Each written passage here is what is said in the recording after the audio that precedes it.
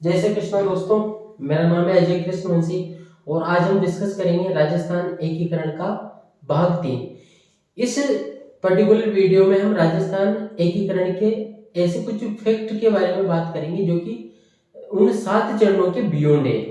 हालांकि इनसे भी एग्जाम में बहुत सारी बार क्वेश्चन पूछे गए हैं और भविष्य में भी पूछे जाने की संभावना है, इसलिए इन विशेष पॉइंट्स को हम आज डिस्कस करना चाहते हैं। सर्वप्रथम मैं डिस्कस करना चाहता हूं दोस्तों, सर्वप्रथम मैं डिस्कस करना चाहता हूं उस समय ब्रिटिश सरकार ने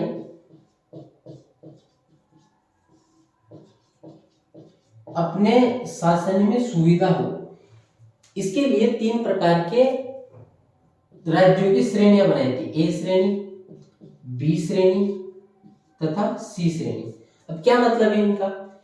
ए श्रेणी से मतलब है ऐसे क्षेत्र जिन पर ब्रिटिश सरकार डायरेक्ट रूल करती थी, सीधा शासन करती थी, जैसे बॉम्बे, बिहार, मद्रास जिसे आजकल चेन्नई कहा जाता है।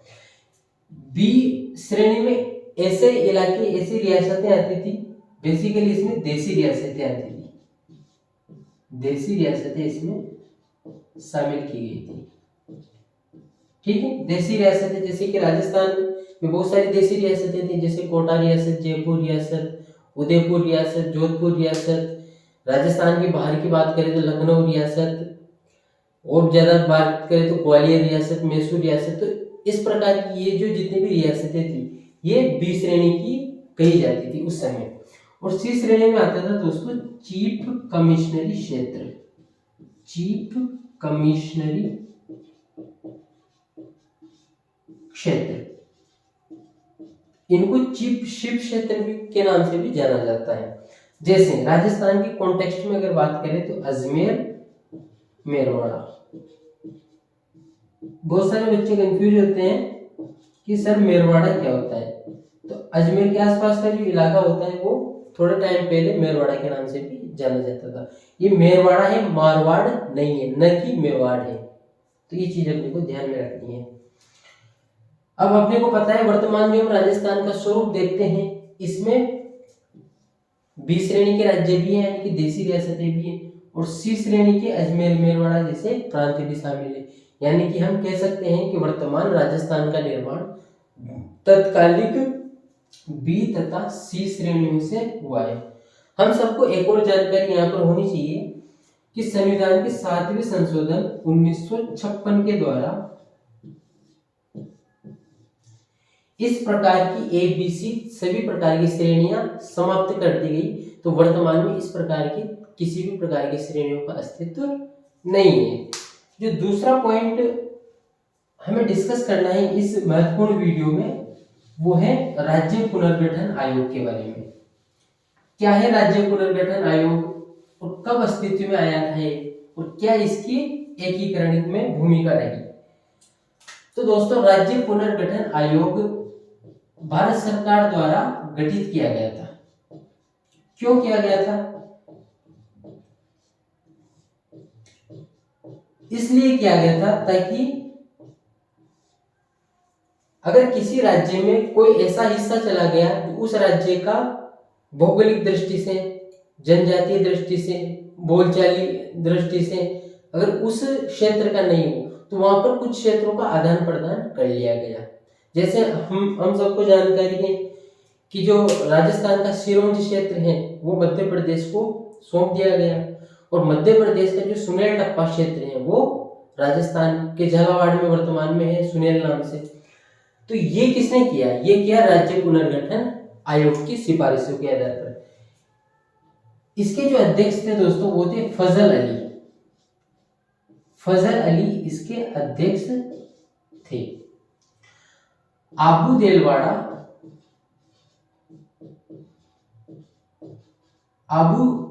देलवाड़ा जो सरदार पटेल के होते कभी भी राजस्थान में शामिल नहीं हो सकता था, इस वजह से बाद में हुआ क्योंकि उनकी बहुत इच्छा थी कि ये गुजरात का हिस्सा बना रहे। आबू देलवाड़ा को राज्य पुनर्गठन आयोग की सिफारिशों के आधार पर राजस्थान में शामिल किया गया। अब हमें जानकारी है कि आबू देलवाड़ा सिरोही का हिस्सा है और सिरोही छठे चरण में यानी कि 26 जनवरी 1950 को भी राजस्थान में शामिल हो गई थी। तो प्रश्न ये खड़ा होता है कि क्या सिरोही राजस्थान में 2 बार शामिल हुई या फिर 2 चरणों में शामिल हुई। बेशक सिरोही का राजस्थान में जो विलय है, एकीकरण है, वो 2 चरणों में संपन्न हुआ, छठे चरण में और 7वें चरण में।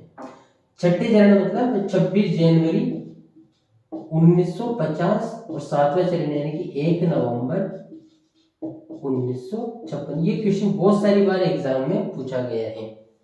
इसके अलावा आबू देलवाड़ा के अलावा अजमेर मेरवाड़ा का जो इलाका था वो भी राजस्थान में शामिल कर लिया गया फजल अली आयोग की सिफारिशों के आधार पर।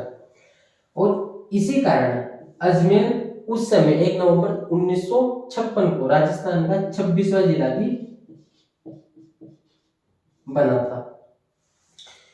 तो एक इंपॉर्टेंट फैक्ट ये है, इसमें से भी बहुत सारी बार देखा गया है कि एग्जाम में क्वेश्चन बनते रहते हैं। और अपने को क्या चीज डिस्कस करनी है वो भी देख लेते हैं।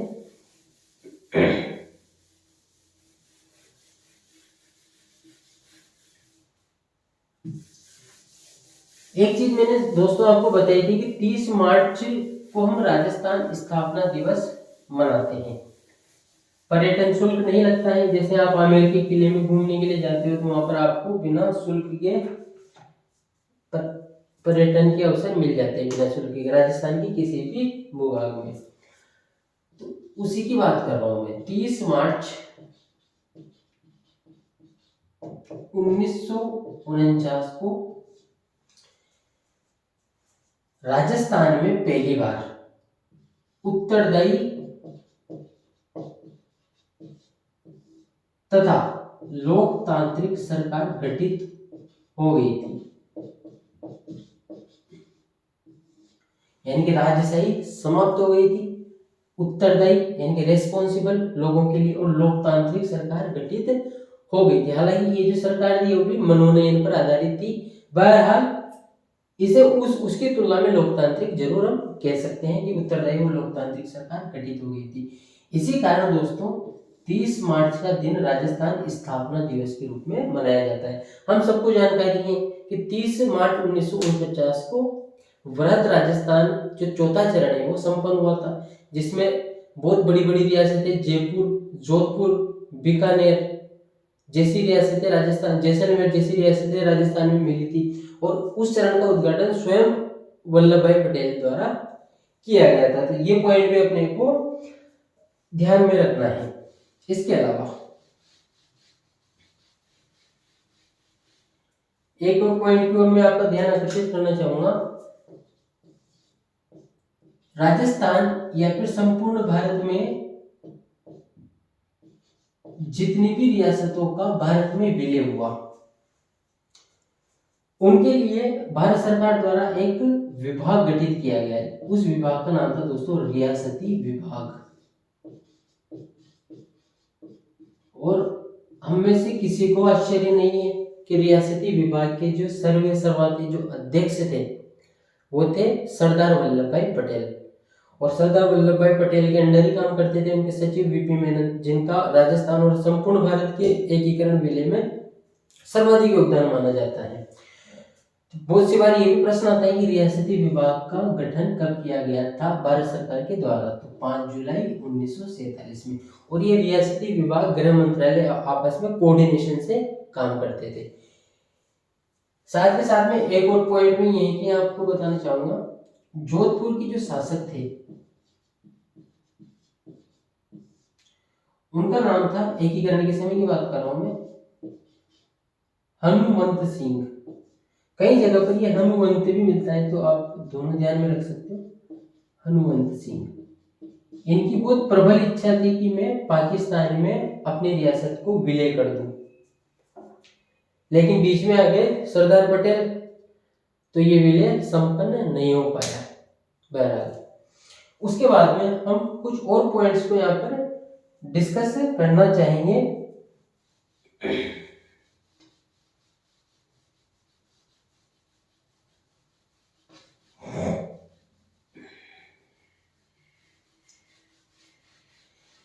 एक पॉइंट और जो थोड़ा विचारणीय माना जा सकता है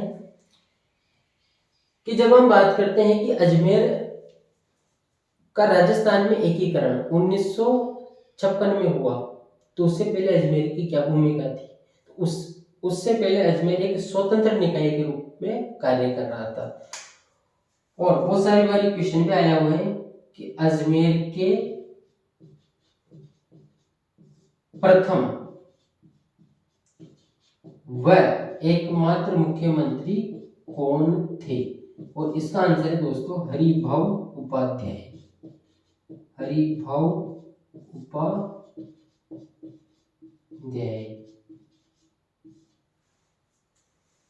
ठीक है, ये पॉइंट भी आप याद रख सकते हो। उसके बाद में 1956 में ये राजस्थान में मिल ही चुका था, तो इसका कोई महत्व नहीं रहेगा हरिभाऊ उपाध्याय वगैरह का, क्योंकि संपूर्ण राजस्थान का फिर एक ही मुख्यमंत्री रहेगा। और उस समय जो मुख्यमंत्री थे इसके विलय के पश्चात वो मोहनलाल सुगाड़िया जी थे।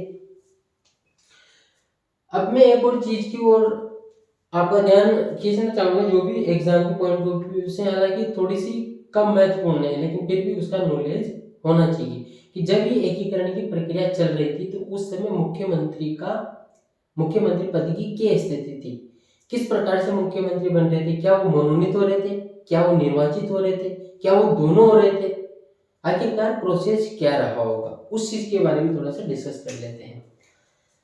सर्वप्रथम मैं बात करूंगा आपको 7 अप्रैल 1949 की। इस दिन राजस्थान को प्रथम मुख्यमंत्री मिला। हालांकि वो प्रधानमंत्री पद नाम से जाने जाते थे, हीरालाल शास्त्री। हम सभी को जानकारी है कि हीरालाल शास्त्री चौथे चरण यानी कि बृहद राजस्थान के बाद से ही प्रधानमंत्री पद पर बने रहे आने वाले सभी चरणों में। 7 अप्रैल 1949 को हीरालाल शास्त्री राजस्थान के प्रथम मनोनीत मुख्यमंत्री बने। ठीक है, इसके बाद में 5 जनवरी 1951 तक इन्होंने बतौर मुख्यमंत्री काम किया, लेकिन 24 जनवरी 1950 से पहले इनको प्रधानमंत्री पद नाम से जाना जाता था, और इस तारीख के बाद से इनको मुख्यमंत्री पद नाम से जाना जाता था। बहरहाल इन्होंने यहां से यहां तक यानी इतने टाइम तक मुख्यमंत्री के तौर पर कार्य किया। उसके बाद में 5 जनवरी 1951 को CS वेंकटाचारी राजस्थान के दूसरे मनोनीत मुख्यमंत्री बने, सेकंड मनोनीत मुख्यमंत्री बने। कब तक रहे? ये रहे दोस्तों 26 अप्रैल 1951 तक, बहुत कम टाइम पीरियड तक रहे। क्यों? क्योंकि पॉलिटिशियन थे नहीं, प्रशासनिक अधिकारी टाइप थे ये, तो ज्यादा समय तक ये बने नहीं। 26 अप्रैल 1951 तक इनका कार्यकाल रहा। 26 अप्रैल 1951 को राजस्थान को तीसरा मनोनीत मुख्यमंत्री मिला। नाम था जय नारायण व्यास।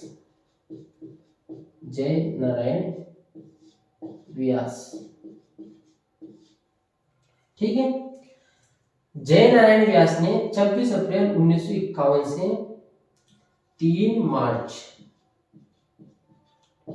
1952 तक बतौर मनोनीत मुख्यमंत्री कार्य किया।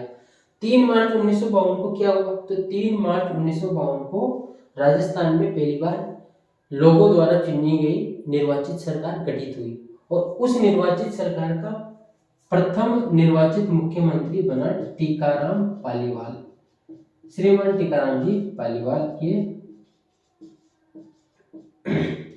राजस्थान के प्रथम निर्वाचित मुख्यमंत्री बने। लेकिन इनके मुख्यमंत्री बनने के 6 महीने बाद ही जयनारायण व्यास ने इनको गद्दी से हटाते हुए मुख्यमंत्री पद का पदभार संभाल लिया। यानी कि 6 महीने बाद यानी कि 1952 में ही जयनारायण व्यास वापस मुख्यमंत्री बन गए। जयनारायण व्यास वापस मुख्यमंत्री बन गए, लेकिन इस बार चुनी हुई सरकार थी, लोगों द्वारा निर्वाचित सरकार थी, तो इस बार वो जो मुख्यमंत्री बने वो भी निर्वाचित मुख्यमंत्री ही थे। तो बहुत सारी बार एग्जाम में ये प्रश्न भी पूछा गया है और शायद आने वाले एग्जाम में नहीं पूछा गया हो तो पूछा ही जाएगा कि राजस्थान का ऐसा कौन सा मुख्यमंत्री है जो मनोनीत भी है और निर्वाचित भी है, तो जयनारायण व्यास। इसके बाद में 1954 में हम सभी को जानकारी है, अगर नहीं है तो पढ़ लो, मोहनलाल सुखाड़िया राजस्थान के मुख्यमंत्री बने, जिन्हें आधुनिक राजस्थान का निर्माता भी कहा जाता है। और ये 1954 में बने, 17 सालों तक इन्होंने शासन किया, जो कि कंटिन्यूअस राजस्थान में किसी भी मुख्यमंत्री द्वारा किया जाने वाला सर्वाधिक शासनकाल है। तो ये राजस्थान के एकीकरण के समय मुख्यमंत्री पद की स्थिति रही। 24 जनवरी 1950 से पहले प्रधानमंत्री पद नाम से, उसके बाद में मुख्यमंत्री पद नाम से जाना जाने लगा। एक जानकारी और होनी चाहिए कि 1 नवंबर 1956 को राजशाही के अंतिम चिन्ह महाराज प्रमुख तथा राज प्रमुख के पद समाप्त कर दिए गए। तो उस समय एक नया पद सृजित किया गया था, राज्यपाल। और हम सभी को जानकारी है भी सही कि सरदार गुरुमुख निहाल सिंह राजस्थान के प्रथम राज्यपाल बने थे। तो राजस्थान एकीकरण के इससे पहले 2 भाग आ चुके हैं, 2 भाग प्लस ये भाग, और कल मैं 20-25 क्वेश्चन का, बहुत महत्वपूर्ण क्वेश्चन का एक सेशन रखूंगा। तो उसके बाद में मेरे ख्याल से आपके राजस्थान एकीकरण के बहुत सारे क्वेश्चन सोल्व हो जाने चाहिए। थैंक यू वेरी मच, धन्यवाद।